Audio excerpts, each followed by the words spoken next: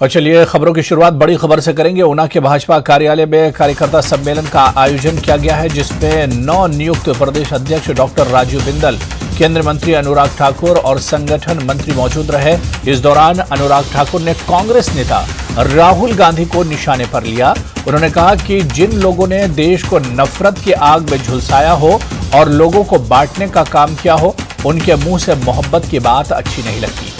कांग्रेस ने देश को जातिवाद, क्षेत्रवाद और भाई भतीजावाद में बांटकर राज करने का काम किया है। इस मौके पर राजीव बिंदल ने आगामी लोकसभा चुनाव की तैयारियां अभी से करने की बात कही।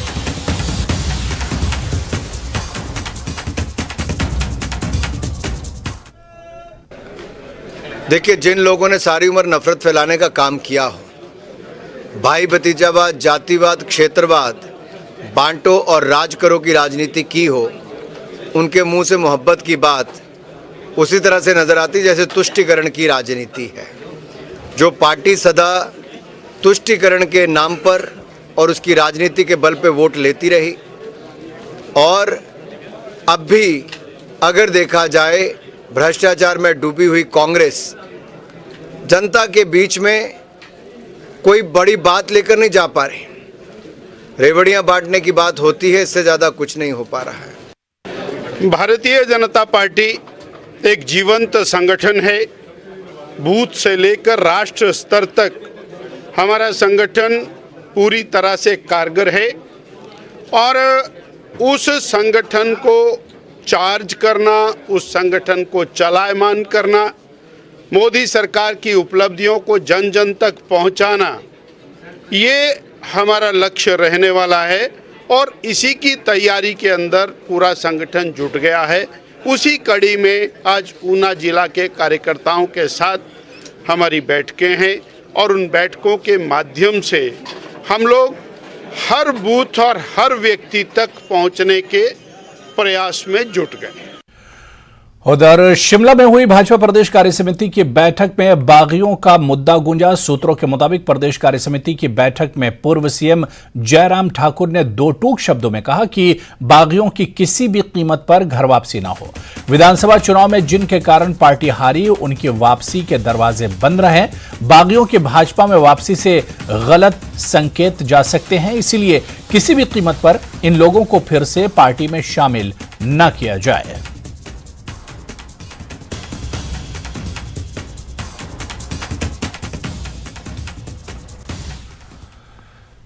शिमला में भारतीय उच्च अध्ययन संस्थान में राज्यपाल शिव प्रताप शुक्ल एक कार्यक्रम में शामिल होंगे, जहां वो शिक्षार्थियों का मार्गदर्शन करेंगे। इससे पहले राज्यपाल को मुख्य प्रवेश कक्ष में संस्थान और ऐतिहासिक महत्व के बारे में जानकारी दी जाएगी। यहां उनको 3 चित्र प्रदर्शनियां, पुस्तकालय और वायसराय के कार्यालयों और कक्षों का भ्रमण करवाया जाएगा। भ्रमण के बाद राज्यपाल संस्थान के शिक्षार्थियों के साथ एकेडमी की गतिविधियों के बारे में चर्चा करेंगी।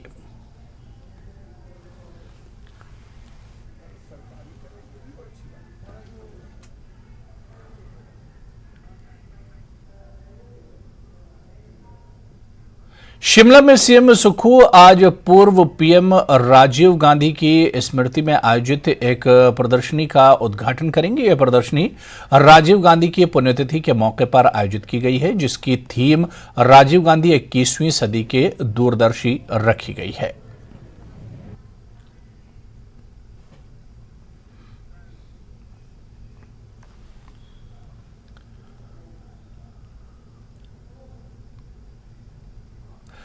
राजनेता के सामाजिक दायित्वों के बीच पारिवारिक दायित्व निभाना चुनौती बना रहता है, और इसके लिए कई बार परिवार के गुस्से का सामना भी करना पड़ता है।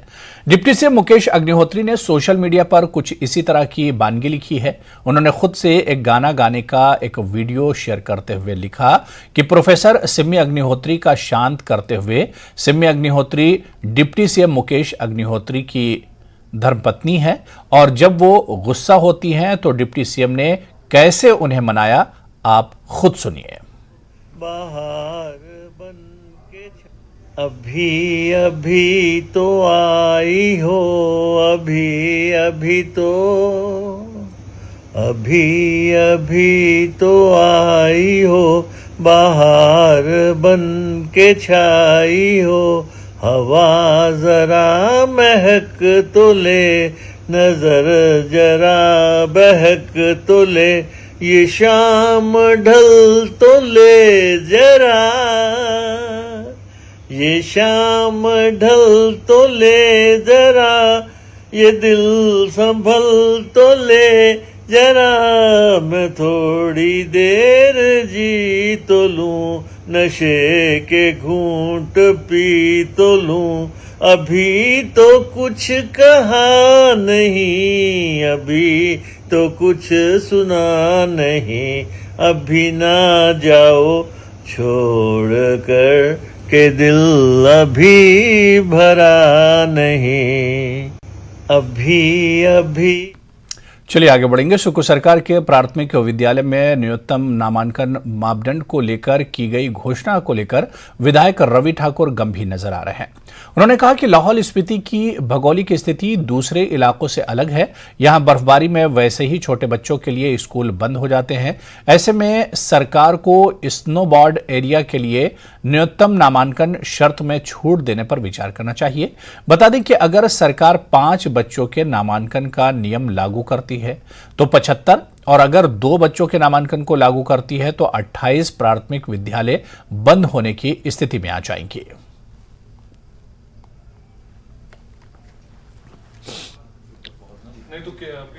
ठीक है, 70 जो शैक्षणिक संस्थान है वो बंद होने की संभावना जताई जा रही, तो क्या कहेंगे सर इस बारे?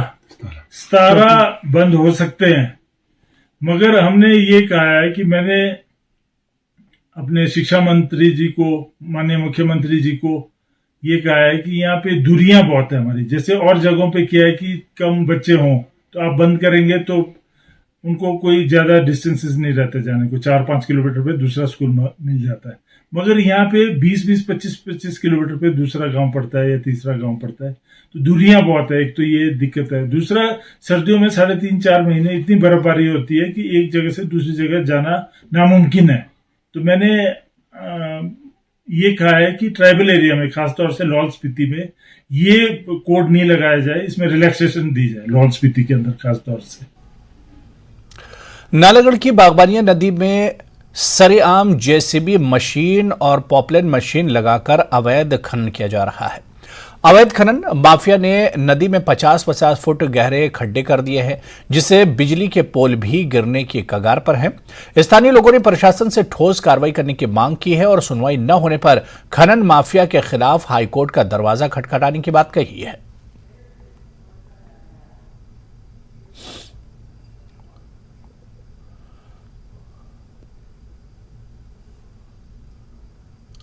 ਬਾਗਬਾਨੀਆਂ ਖੱਡ ਦੀ ਹਾਲਤ, ਇੱਥੇ ਬਿਜਲੀ ਦੇ ਟਾਵਰ ਲੱਗੇ ਹੋਏ ਆ ਸਾਰਾ ਇੱਕ ਖੱਡ ਤੁਸੀਂ ਦੇਖ ਰਹੇ ਹੋ, ਨਾਲ ਜ਼ਮੀਨਾਂ ਲੋਕਾਂ ਦੀ ਕੁਛ ਦੀਆਂ, ਬਾਕੀ ਸਾਮਲਾਟ ਹੈ, ਇਹਦੀ ਪਮਾਇਸ਼ ਹੋਵੇ, ਇਹਦੀ ਕੋਈ ਪਰਮਿਸ਼ਨ ਨਹੀਂ, ਕੋਈ ਰੈਲਟੀ ਨਹੀਂ ਹੈ।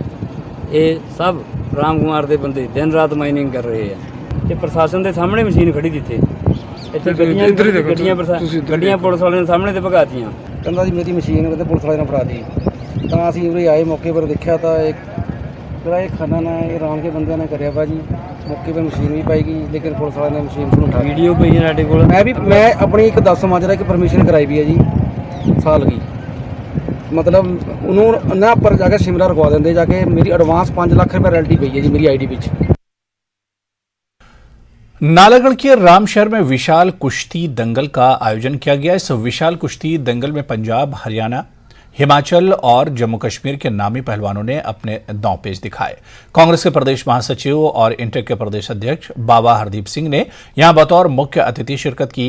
दंगल में बड़ी माली की कुश्ती में गामा चमकौर साहिब ने गोरा अमृतसर को पटखनी दी। वहीं छोटी माली में बागबानिया के शुभम विजेता रहे। उन्होंने फाइनल में मगरोड़ के जगरूप को पराजित किया। यहां विजेता पहलवान को 6100 तथा उप विजेता पहलवान को 5000 रुपये देकर सम्मानित किया गया। इसी तरह छोटी माली में विजेता शुभम को 3100 और जगरूप को 2500 का नकद पुरस्कार दिया गया।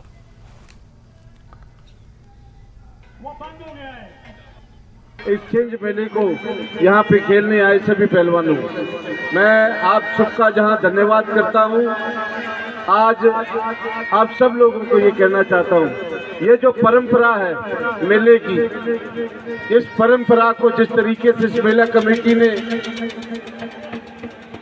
और अपनी शिद्दत से जो है जारी रखा है, इसके लिए मैं जहां अपनी ओर से आपको बधाई देता हूं। उम्मीद करता हूं कि हर साल इसी तरह आप इस छिंज मेला को इसी तरीके से गर्मजोशी से जो है यहाँ पे आए साल करेंगे और ज़्यादा से ज़्यादा लोगों का सहयोग जो है इस छिंज कमेटी को जो है मिलता रहेगा। मनाली की ग्राम पंचायत नगर में माता त्रिपुरा सुंदरी मंदिर मेला ग्राउंड में शोभला बाण फेस्टिवल 2023 का आयोजन किया गया। 2 दिवसीय फेस्ट में बुनाई सिलाई, क्रोशिया प्रतियोगिता, फैशन शो, गायन और नृत्य प्रतियोगिता, फिटनेस और बच्चों के लिए लैपटॉप चैलेंज प्रतियोगिता का आयोजन किया गया। इस फेस्ट का मकसद युवाओं को नशे से दूर रखना, अपने स्वास्थ्य के प्रति जागरूक करने और स्थानीय संस्कृति और परंपराओं को आगे बढ़ाना रहा।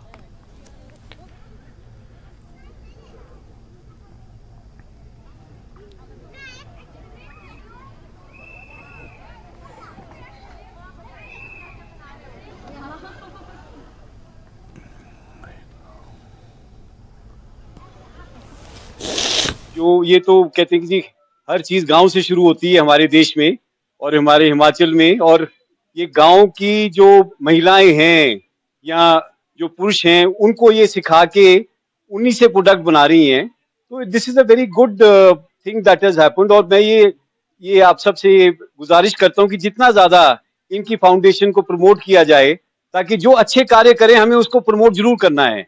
अलग अलग प्रकार की चीजें बनाने को मिली। शोभला बाण एक ऐसा प्रोग्राम है जिससे हम जो महिलाओं में हुनर है उसको आइडेंटिफाई करके एम्प्लॉयमेंट जनरेट करना चाहते हैं और उसके साथ साथ एक मीनिंगफुल डीपर मीनिंग ट्रैवल को एनकरेज करना चाहते हैं कि अगर महिला बुनेगी या फिर खड्डी चलाएगी या पुले बनाएगी, उससे टूरिस्ट जो है वहां पे जाकर के देखेगा तो कल्चर इंटैक्ट रहेगा।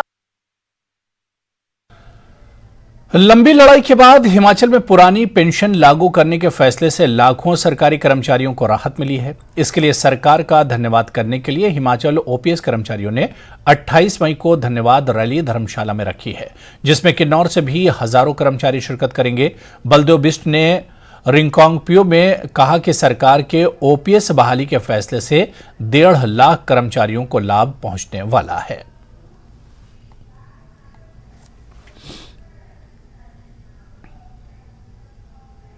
20 वर्ष के बाद जो ओपीएस पुरानी पेंशन प्रदेश के कर्मचारियों को बहाल हुई है, इसके संदर्भ में हम सरकार का भी धन्यवाद करते हैं और धन्यवाद करने के लिए हमने धर्मशाला स्थान चयनित किया है, जहां पर पेंशन समारोह होगा और करीब पूरे हिमाचल से 1 लाख कर्मचारी जुटने की संभावना है और जिला किन्नौर से भी सैकड़ों कर्मचारी उस पेंशन सम्मान समारोह में जाएंगे। 1500 के लगभग यहाँ से कर्मचारी धर्मशाला में जाने के लिए बिल्कुल तैयार है।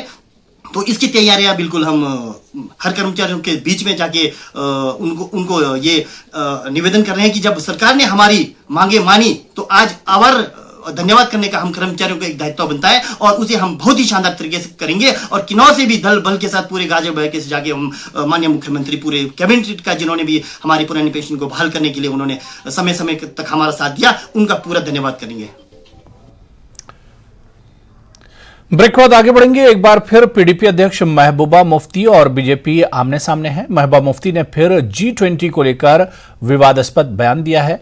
वहीं बीजेपी के वरिष्ठ नेता कविंदर गुप्ता ने महबूबा मुफ्ती के G20 समिट को बीजेपी ने हाईजैक करने वाले बयान को लेकर उन पर तंज कसा है। उन्होंने इस बयान को बचकाना और गैर जिम्मेदाराना करार दिया। कविंदर गुप्ता ने आरोप लगाया कि महबूबा पाकिस्तान के इशारे पर काम कर रही हैं। Anything, but the way G20 is, it's an event for the whole country. But the BJP has hijacked it. They have even replaced the logo with lotus. The logo should have been something to do with the country, not with the party. And secondly, to tell you the truth, if you visit Kashmir today, you will see the place which was already converted in an open-air prison has been converted in Guantanamo today, because even houses have been taken over, homes have been taken over. There is 3, 4, 5 tier security. There are, checkings going on. Everything in the homes is being turned upside down. If you want, I have something in my phone which I can show you how they are going about the searches. My point is not about, G20 being held in Kashmir. My point is that our problems are within the region.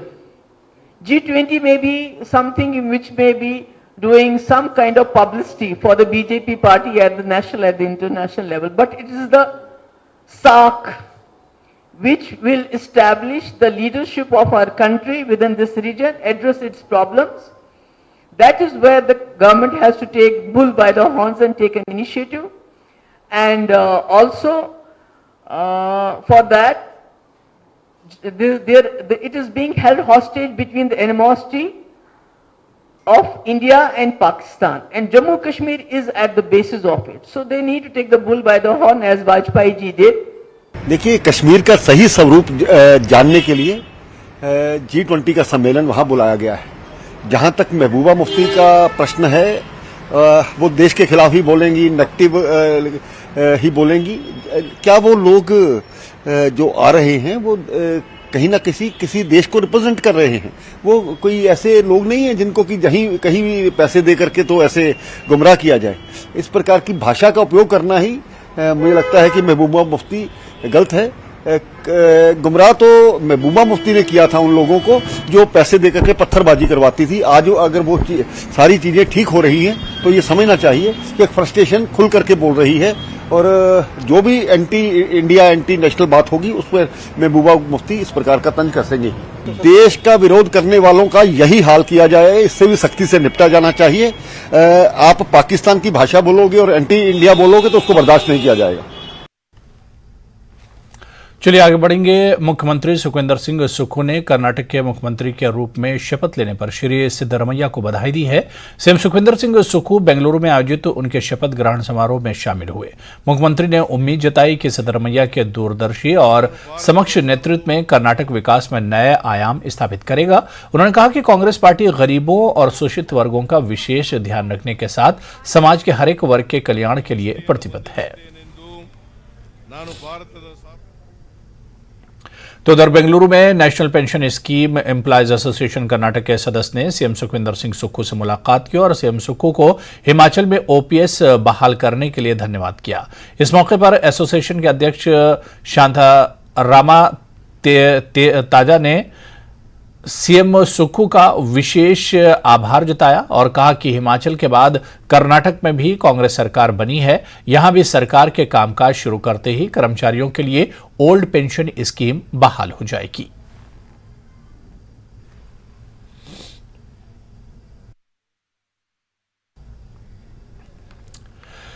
चलिए आगे बढ़ेंगे। स्वास्थ्य मंत्री colonel Dhani Ram Shandil ने प्रदेश में नकली दवाइयों के कारोबार को लेकर एक प्रेस कॉन्फ्रेंस की। स्वास्थ्य मंत्री ने बताया कि प्रदेश में औषधि गिरोह सक्रिय है। इस मामले में नकली दवा बनाने वाली कई दवाई कंपनियों पर कार्रवाई की गई है। उन्होंने कहा कि बद्दी में कंपनी सील की गई है और हिमाचल की कांग्रेस सरकार नकली दवाइयां बनाने वालों को नहीं बख्शेगी। मामले में स्वास्थ्य विभाग लगातार कार्रवाई कर रहा है और ड्रग कंट्रोलर टीम भी इस पर पैनी नजर रखे हुआ है। मिलावट भी ऐसी होती है भी जैसे आप किसी भी दवाई में कोई चीज इंजेक्ट कर दो और बोल दो कि भाई मेरी दवाई तो इन और दवाइयों से बेहतर है, इसकी गुणवत्ता के लिहाज से इसको इतनी कीमत मिलनी चाहिए। तो बात यहीं तक नहीं रही। आप हैरान होंगे, हमारा देश, हमारे दोस्त जो फार्मा इंडस्ट्री वाले या जितने भी उद्योगपति हैं जो इसका सॉर्ट ऑफ उद्योग जगत में भाग ले रहे हैं और उत्पादन कर रहे हैं इन औषधियों का, वो सारे भी इसमें मिले हुए हैं। और एक गरीब आदमी को ठीक प्रकार की दवाई देना, इसलिए आपने देखा होगा Jan Aushadhi, prime minister care के बाद, sorry that is during Covid, what is that, Ayushman Bharat या हिम केयर जैसी जो हमने शुरुआतें ली हैं या जो बड़े अच्छे स्टेप हैं हमारे सरकार के, वो उसके माध्यम से हम कोशिश कर रहे हैं कि लोगों को ऐसी दवाई मिले जो ठीक भी हो, गुणवत्ता भी हो और उसमें खराब भी ना हो, लेकिन गरीब आदमी उसको ले सके। भांग के गैर मादक उपयोग की अनुशंसा के लिए गठित समिति ने बागवानी मंत्री की अगुवाई में देहरादून के सुगंध पौधा केंद्र का दौरा किया। बागवानी मंत्री जगत सिंह नेगी ने कहा कि गैर मादक उपयोग के लिए भांग की खेती शुरू करने के लिए प्रदेश सरकार सभी पहलुओं पर विचार कर रही है। यहां केंद्र में समिति ने सभी पहलुओं पर विस्तार से जानकारी हासिल की और विशेषज्ञों से भी जानकारी हासिल की। बागवानी मंत्री ने कहा कि भांग की खेती से न सिर्फ आजीविका सुनिश्चित होगी बल्कि भांग का औषधि के लिए भी बड़े स्तर पर इस्तेमाल किया जा सकेगा। 2000 रुपये का नोट बंद होने पर नेता प्रतिपक्ष जयराम ठाकुर ने बयान दिया है और कहा है कि विपक्षी इस मामले को जबरदस्ती तूल दे रहे हैं। यह नोटबंदी नहीं है, 2000 का नोट प्रचलन से बाहर हुआ है जिससे देश की आर्थिकी में कोई प्रभाव नहीं पड़ेगा। और मैं समझता हूं कि अनावश्यक रूप से जो विपक्षी दल जो है इसको इस तरह का तूल देने की कोशिश कर रहे हैं। कॉन्सेप्ट बहुत क्लियर है कि बहुत एक जो समय की ज़रूरत थी इसके सारी चीज़ के लिए 30 सितंबर तक का समय दिया गया है जो एक्सचेंज किए जा सकते हैं। और सबसे बड़ी बात है कि इसके कारण देश की और प्रदेश की इकोनॉमी में कोई प्रभाव इस प्रकार से बुरा प्रभाव नहीं पड़ने वाला है। और आदरणीय प्रधानमंत्री जी ने पहले ही इस बात को लेकर के स्पष्ट किया है कि काला धन रोकना है और ख़ास तौर से इस दिशा में भी ये कारगर साबित होगा ये निर्णय। और इसको नोटबंदी नहीं कहा जा सकता है और सिर्फ इतना ही है कि वो जो 2000 रुपये का नोट जो है वो अब प्रचलन में नहीं रहेगा और ना ही वो ट्रेजरी में और दूसरी जगह जो है वो इसमें नहीं रहेगा। इस तरह से इतनी ही बात है। और ख़ास तौर से उसके कारण जो एक निर्णय लेने के बाद जो विपक्ष के लोग जो जिस तरह से प्रचार करने की कोशिश करें मुझे लगता है कि वो अनावश्यक है। सर सितंबर तक जो कह रहा हूँ कि ये बहुत नॉर्मल प्रक्रिया में किसी के पास अगर 2000 रुपये का नोट है उसको वापस कर सकते हैं, एक्सचेंज कर सकते हैं और वैसे भी उसमें एक व्यवस्था दी। और चलिए G20 से जुड़ी हुई बड़ी खबर इस वक्त आ रही है। आपको बता दें लश्कर तैयबा से जुड़े संगठन ने धमकी दी है। G20 बैठक से दूर रहे स्थानीय लोग, उत्तर दक्षिण कश्मीरी भी इस बैठक से दूर रहे। तो G20 बैठक से जुड़ी हुई इस वक्त बड़ी खबर, लश्कर तैयबा से जुड़े संगठन ने धमकी दी है कि G20 बैठक से दूर रहे स्थानीय लोग और इसके अलावा उत्तर और दक्षिण कश्मीरी भी इस बैठक से दूर रहे। तो लश्कर तैयबा से जुड़े संगठन ने एक बार फिर से धमकी दी है। TRF की तरफ से धमकी दी गई है कि G20 की बैठक से दूर रहें स्थानीय लोग, उत्तर और दक्षिण कश्मीरी लोग भी इस बैठक से दूर रहें। TRF की तरफ से इससे पहले भी इस तरह की धमकियां मिलती रही हैं और अब G20 बैठक कल से शुरू हो रही है। तो इस बैठक को देखते हुए लश्कर तैयबा से जुड़े संगठन यानी TRF ने यह धमकी दी है कि G20 बैठक से जो स्थानीय लोग हैं, जो लोकल हैं, वो दूर रहें और इसी तरह से उत्तर और दक्षिण कश्मीरी भी इस बैठक से दूरी बनाए रखें। तो इससे पहले भी TRF की तरफ से कई बार इस तरह की धमकियां आती रही हैं, चाहे टारगेट किलिंग को लेकर हो या पंडित एम्प्लॉइज को लेकर हो, कश्मीरी पंडित एम्प्लॉइज को लेकर भी TRF की तरफ से इससे पहले इस तरह की धमकियां आती रही है। और अब G20 बैठक से पहले भी TRF की तरफ से धमकी आई है। TRF दरअसल लश्कर तैयबा से जुड़ा एक संगठन है जो नाम बदल बदल कर इस तरह की गतिविधियां और नापाक हरकतें करता रहता है। अब G20 बैठक से दूरी बनाने को लेकर यह धमकी दी। तो चलिए इस बुलेटिन में अभी फिलहाल इतना ही। नमस्कार।